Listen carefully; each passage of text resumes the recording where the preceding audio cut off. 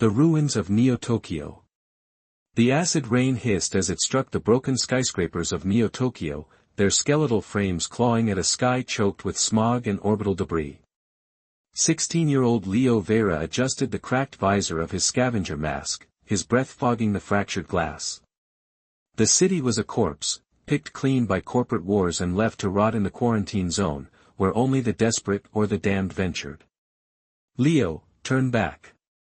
The voice in his earpiece belonged to Jyn, his older sister, her tone sharp with fear. The enforcers are sweeping Sector 9. If they catch you. If I turn back, we starve, Leo snapped, ducking behind a collapsed maglev train. His stomach growled, a constant reminder of the protein-paste rations that barely kept the slums alive. He tapped his wrist-mounted scanner, its flickering screen mapping the ruins ahead. I've got a signal. Something big. The scanner's pulse light led him to a crater, unnatural, perfectly circular, as if something had burst from the earth. At its center stood a 7-foot obelisk, its surface etched with glowing blue glyphs that writhed like living things. The air around it hummed, vibrating Leo's teeth. The obelisk awakens. Leo's fingers trembled as he reached out. What the hell are you? The moment his skin brushed the glyphs, the obelisk detonated in light. Liquid metal surged up his arm, searing through his veins like fire. He screamed as the armor reconfigured his bones, his vision flooding with nightmares. A dying alien world, its skies torn by black hole artillery. A war fleet of shadow ships, their hulls screaming with biosynthetic rage. A voice, mechanical yet alive, echoing in his skull, bearer confirmed. Protocol, Omega salvation initiated. Then, silence. Leo gasped, collapsing to his knees. The armor now clung to him like a second skin, its ceramic-plated segments shifting with his breath. The glyphs pulsed in time with his heartbeat. Leo. Leo. Jyn's voice crackled through static. Your vitals just spiked. What's happening? Before he could answer, the ground shook. From the ruins, enforcer drones descended, black, insectoid machines with red photoreceptors, their plasma rifles charging. First blood. Unauthorized human detected, droned the lead enforcer. Eliminate. Leo moved before he thought. The armor reacted faster, twisting his body into a backflip as plasma bolts scorched the earth where he'd stood. His fist smashed through a drone's core, the armor amplifying his strength tenfold. Glyphs flared as the armor adapted, growing serrated edges along his forearms. What am I? Leo roared, slashing through another drone. The voice answered, you are the 127th bearer. The last hope. The truth in the storm. As the last drone exploded, Leo stumbled into the crater center. The obelisk was gone, but in its place lay a holographic map, projecting a star system he didn't recognize. A red planet pulsed ominously. Mars? Leo whispered. No, the armor replied. That is Vatar 9, where your war begins. Then the sky split open. A shadow frigate, sleek and silent, descended through the smog, its cloaking field flickering. A voice boomed, not mechanical, but human. Leo Vera. You've been chosen. And now, you're hunted. The shadow frigate descends. The air screamed as the 200-meter warship tore through Neo-Tokyo's smog-choked sky, its obsidian hull rippling with adaptive camouflage. Leo's armor reacted instantly, encasing him fully in a chromatic exoskeleton as the frigate's gravlocks yanked him upward. His stomach lurched. 1 second he was standing in the crater, the next he was slammed onto a cold metal deck, surrounded by black-armored soldiers with pulse rifles aimed at his skull. Don't move, kid. The voice came from a 7-foot-tall cyborg, his left eye replaced by a holographic targeting lens, scars mapping his face like battle coordinates. I'm Commander Dane. And you just stole property of the Outer Rim Legion. Leo's armor hissed, retracting just enough to expose his furious glare. I didn't steal shit. It chose me. Dane's remaining organic eye twitched. Yeah. That's the problem. A blinding neural shock hit Leo's spine before he could react. His vision tunneled as the armor frantically recalibrated, flooding his bloodstream with nanostimulants to keep him conscious. The last thing he saw was Dane crouching beside him, speaking into a comm. "We have the bearer. Initiate protocol eclipse before the Shadow Empire traces the signal." The prison of memories. Leo woke in a glass containment cell, his armor suppressed by dampeners. Outside, a floating hologram displayed a star map, one that matched his vision. A red planet pulsed at its center. "Vatar 9, muttered a woman's voice. Leo turned. Behind him stood Dr. Rin Solis, her lab coat stained with bio-ink, her wrists etched with glowing circuitry. She studied him like a specimen. "You recognize it," she said. "The armor's showing you things, isn't it?" Leo's fists clenched. "Where's JYN?" Rin's gaze darkened. "Your sister was never your sister. She's Subject Gamma 9, a genetic hybrid created to find the armor. The Legion lost her in a raid 6 years ago." "Liar." Leo lunged, but the dampeners shocked him to his knees. Rin knelt, her voice softening. "The armor isn't a weapon, Leo. It's a key. One that opens Vatar's tomb, a precursor vault holding the Godforge. And the Shadow Empire will burn worlds to get it." The fractured truth. A klaxon blared. The frigate shuddered violently as plasma fire scored its hull. "They're here," Rin whispered. On the hologram, 3 claw-shaped warships emerged from Lightfold, their void black hulls swallowing the stars. Shadow Empire Reapers. Dane's voice roared through the comms, "Solis. Get the kid to the escape pod Alpha, now." Rin grabbed Leo's wrist, her circuitry overriding the dampeners. The armor reactivated, its glyphs burning crimson. "Run or die," the armor's voice warned. As the frigate's hallways erupted in gunfire, Leo ran, but not toward the pods. Toward the armory, where his scanner showed JYNN's life sign. He kicked open the door, and froze. JYN stood there, her eyes glowing violet, a plasma dagger in her grip. "Leo," she said, her voice not entirely human. "You shouldn't have come back." The dagger and the lie.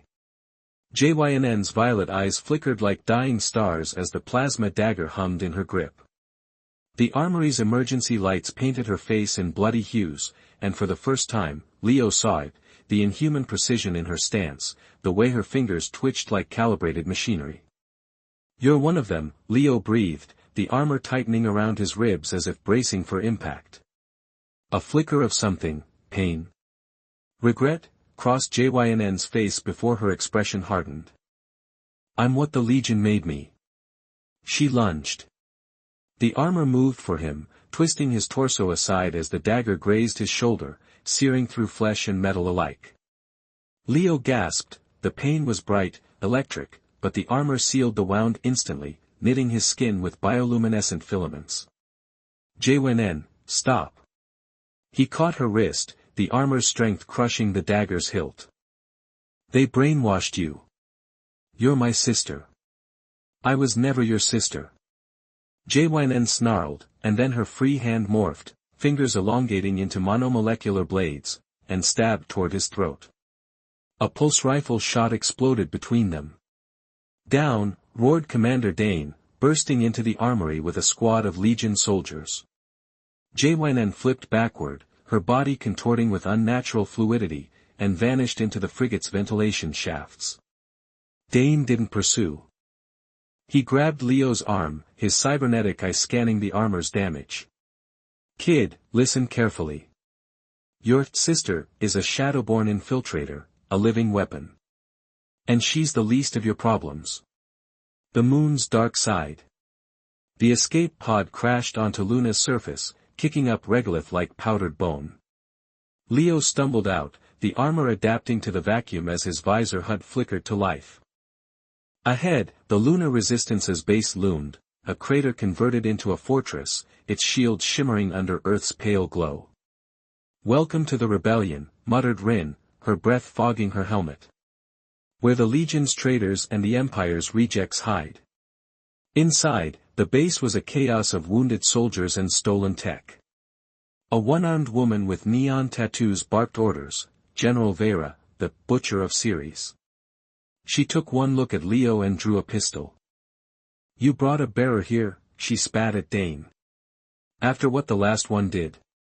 Leo's armor growled, its voice leaking into his skull, "She knows. She fears us." Dane stepped between them. "The kid's different. The armor chose him, it's not eating him alive like the others." Vera's gaze cut to Leo. "Yet. The siege begins." The alarms screamed before Leo could ask what that meant. On the holographic war table, dozens of blips emerged from Luna's shadow Empire dropships, their hulls scrawled with crimson runes. "They found us," Rin whispered. "No," Leo realized, his stomach dropping. "JYN found us." The first orbital strike hit the shield, cracking it like glass. Then the voice, JYN's, but amplified, distorted, boomed across all channels. "Leo. Give me the armor, or I burn this base to ash." General Vera grabbed a rifle. "You brought this on us, bearer. Now fix it." The armor agreed. It unlocked something deep in Leo's spine, and suddenly he remembered. The vision, Vatar's tomb. Flames. Mountains of dead soldiers, their armor fused to their bones. A black sun pulsing in the sky. And JYN, but not as she was now. JYN as a child, screaming as shadowborn surgeons grafted alien tech into her veins. The Empire took her first, the armor whispered. "Just like they'll take you." Leo roared, and the armor answered. Spines erupted from his back. Plasma conduits snaked down his arms. The soldier stumbled back as he vaulted toward the battlefield, where JYN's forces tore through the resistance. Their eyes met across the war zone. "You don't have to do this," Leo begged. JYN's reply was a single gunshot, aimed at his heart. The shot that changed everything. The plasma round sizzled through the vacuum, a streak of blue-white death aimed directly at Leo's heart. Time slowed to a crawl as the armor's defensive systems flared to life, throwing up a last-second kinetic barrier. The round impacted with thunderous force, sending Leo skidding backward across Luna's ashen surface, his boots carving trenches in the regolith. JYN. Stop this. Leo's voice was raw, transmitted through their private comlink, a frequency only they had ever used. But the girl who had once been his sister didn't hesitate. Her body moved with lethal precision, augmented by shadowborn enhancements, neural wiring glowing beneath her skin, her muscles reinforced with alien alloys. She leaped, crossing 50 meters in a single bound, her monomolecular blades extending from her wrists. Leo barely raised his armored forearms in time. The clash sent sparks flying, their weapons locking in a deadly embrace. "You don't understand, Leo," JYN hissed, her violet eyes bleeding into black. "I remember now. The Legion stole me. They erased me. The Empire, they showed me the truth." Behind them, the battle raged. Shadowborn shock troops tore through resistance fighters, their biomechanical armor making them nearly unstoppable. The lunar base's shields flickered under orbital bombardment. And then, a new signal pierced the chaos. The ghost of war.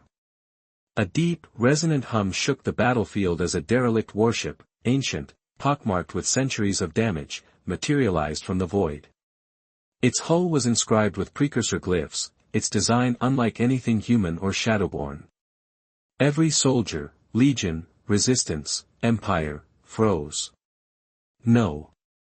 Commander Dane whispered over the comms. "That's impossible." A single figure teleported onto the battlefield, landing with enough force to crater the lunar rock. Clad in battle-scarred armor that pulsed with the same energy as Leo's, the stranger removed his helmet, revealing a face marked with cybernetic scars and eyes that burned like dying stars. "I am Kale Vera," the man said, his voice echoing with unnatural depth. "Last surviving bearer of the Eclipse Protocol." General Vera choked on her breath. "Father." Kale ignored her, turning instead to Leo. "The armor is killing you, boy. I can see it in your veins." Leo's hands trembled. Black tendrils had begun creeping up his wrists, the armor's integration turning necrotic. What's happening to me?" Kale's smile was grim. "The same thing that happened to me.